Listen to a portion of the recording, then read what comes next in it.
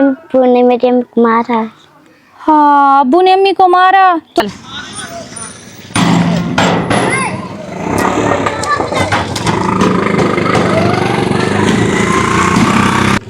अस्सलामुअलैकुम वरहमतुल्लाहि वबरकातुहू। अल्लाह ताला आप सबको अपनी हिफ्ज़ अमान में रखे। ये प्यारी सी गुड़िया मुझे मिली है, ये अगले दिन भी मिली थी। इसने बुर्का पहना हुआ था और सारे बहन भाई साथ थे। ये बेटा क्या नाम है आपका? मेरा नाम परवीन है। परवीन है। और इसका क्या नाम है? रावल मोहम्मद। रावल मोहम्मद। इसके यहाँ से बाल किसने काटे हैं? आप खुद काटे? खुद ही काट लिए।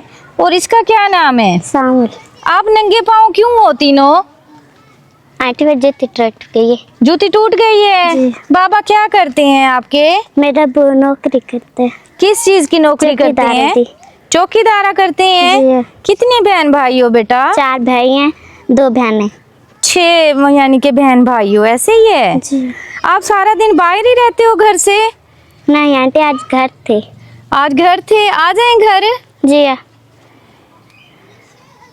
घर में और कौन कौन रहता है? मेरा पापा तो मैं रहते हो, मेरे बहन भाई।